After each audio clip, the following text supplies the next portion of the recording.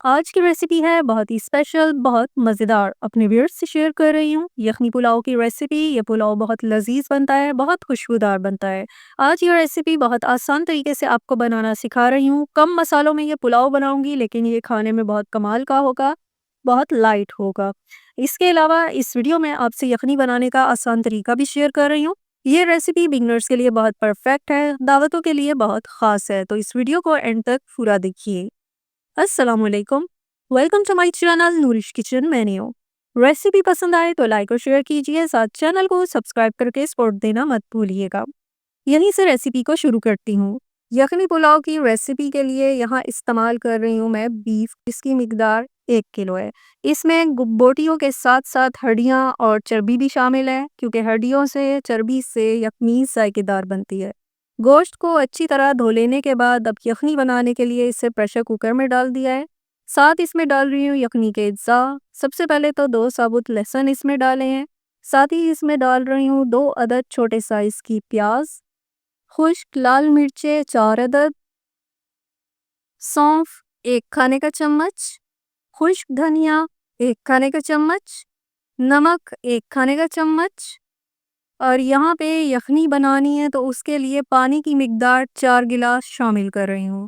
یہاں چمچ چلانے کے بعد پریشر کوکر کو کور کر کے 15 منٹ پکنے کے لیے چھوڑ دوں گی۔ میں یہ ریسیپی پریشر کوکر میں بنا رہی ہوں، لیکن اگر آپ عام دیگچے میں یخنی چڑھا رہے ہیں تو پھر گوشت کو گلنے میں تقریباً 1 گھنٹے کا ٹائم لگ جائے گا۔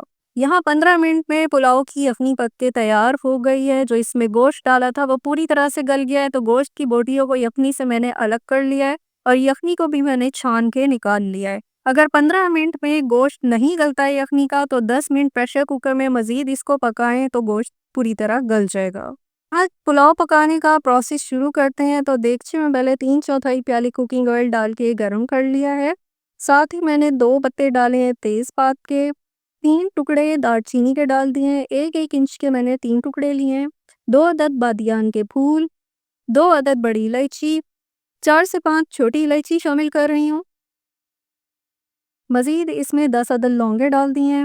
ثابت کالی مرچ یہاں 1 چائے کا چمچ شامل کر رہی ہوں، ثابت زیرہ 1 چائے کا چمچ، اور 2 عدد سلائس کی ہوئی پیاز۔ اب ان ثابت مسالوں سمیت پیاز کو یہاں پہ میں فرائی کر لوں گی، جس سے پلاؤ ہمارا خوشبودار بھی ہو جائے گا، بہت فلیورفل بنے گا۔ پیاز کو فرائی کر کے میں براؤن کر لوں گی۔ جیسا آپ نے پلاؤ کا کلر رکھنا ہوتا ہے اتنا ہی پیاز کو فرائی کیا جاتا ہے۔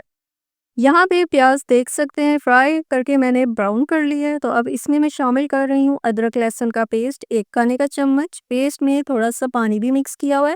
یہاں پہ پیسٹ کا کچا پن ختم کرنے کے لیے 1 سے 2 منٹ تک میں اس کو بھون لوں گی۔ پیسٹ کی بھونائی کر کے اب اس میں شامل کر رہی ہوں میں گوشت۔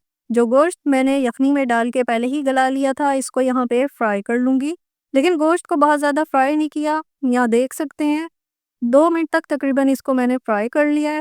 تو اب اس میں شامل کرتی ہوں مزید مسالے۔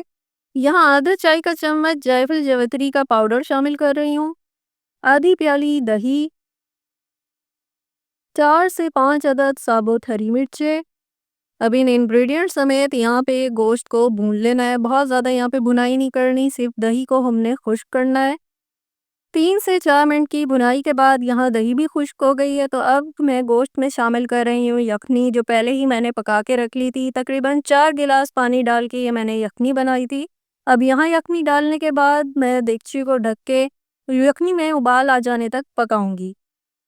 یہاں اپنے ویئرز کو دکھاؤں تو پلاؤ کی اس ریسیپی کے لیے میں نے کچی باسمتی چاول لیے ہیں، جس کی مقدار 700 گرام ہے۔ چاولوں کو اچھی طرح سے دھو لینے کے بعد انہیں میں نے 20 منٹ کے لیے بھگو کے رکھ دیا تھا۔ یہاں یخنی پک کے ابلنا شروع ہو گئی ہے، تو اس میں شامل کر رہی ہوں 1 کھانے کا چمچ نمک۔ یہاں نمک چاولوں کے حساب سے شامل کر رہی ہوں، پہلے یخنی پکاتے اس میں بھی نمک میں نے ڈالا تھا۔ اب یہاں 1 عدد لیموں کا رس بھی شامل کر دیا ہے، اور ساتھ ہی ڈال رہی ہوں اب میں چاولوں کا یہاں بتا دوں کہ یخنی کی مقدار یہاں پہ چاولوں کی مقدار کے حساب سے پرفیکٹ ہے۔ 4 گلاس میں نے یخنی بنائی تھی، اور چاول جو ہے 700 گرام تقریباً 3 پیالی ہیں۔ اگر اس میں یخنی کی مقدار کم ہوتی تو پھر میں اس میں پانی تھوڑا سا ایڈ کر لیتی۔ یا ہمیشہ جو ہے چاولوں میں یخنی یا پانی کی مقدار 1 انچ زیادہ رکھی جاتی ہے۔ یہاں کچھ دیر چاولوں کو میں نے ڈھک کے پکایا ہے۔ آپ دیکھ سکتے ہیں جیسے جیسے یہ پک رہے ہیں اس کا پانی کم ہوتا جا رہا ہے۔ یہاں چاولوں کو اوپر نیچے کرنے کے لیے بالکل ہلکے ہاتھوں سے میں چمچ چلا رہی ہوں تاکہ چاول ٹوٹے نہ۔ چاولوں کا پانی پک کے بالکل خشک ہو گیا، یعنی کہ یہ دم لگانے کے لیے ریڈی ہیں۔ تو آنچ کو بالکل میں نے ہلکی کر دیا اور 20 منٹ کے لیے اب اسے میں دم پہ رکھ رہی ہوں۔ 20 منٹ دم لگانے کے بعد یہاں چولہا میں نے بند کر دیا ہے اور ہمارا بیف کا یخنی پلاؤ پک کے تیار ہو گیا ہے۔ بہت ہی پرفیکٹ یہ پلاؤ بنا ہے۔ یہاں آپ چاول دیکھ سکتے ہیں کیسے کھلے کھلے یہ چاول ہیں، بہت ہی خوشبودار یہ پلاؤ بنا ہے۔ اس کی خوشبو اس وقت مجھے آ رہی ہے، جب آپ بنائیں گے تو آپ بھی اس کے ذائقے کو، اس کی خوشبو کو انجوائے کر سکتے ہیں۔ جو میں نے آپ کو پلاؤ پکاتے ہوئے ٹپس بتائی ہیں، آپ دیکھ سکتے ہیں، نہ تو چاول ٹوٹے ہیں، نہ چاول بالکل جڑے ہیں۔ تو یہ ریسیپی جو ہے آپ چاہیں تو بیف کے علاوہ مٹن یا چکن میں بھی بالکل اسی طرح بنا سکتے ہیں۔ بہت ہی لذیذ، بہت خوشبودار یہ پلاؤ بنا ہے۔ بہت ہی آسان آپ سے یہ ریسیپی میں نے شیئر کی ہے، کم مسالوں کے ساتھ۔ بگنرز اس ریسیپی کو گھر پہ ٹرائی کریں اور سب گھر والوں کا دل جیت لیں۔ اس ریسیپی کو ٹرائی کر کے کمنٹ سیکشن میں اپنا فیڈ بیک ضرور دیجیے گا۔ ایک نئی ریسیپی کے ساتھ آپ سے ملاقات ہوگی۔ اللہ حافظ۔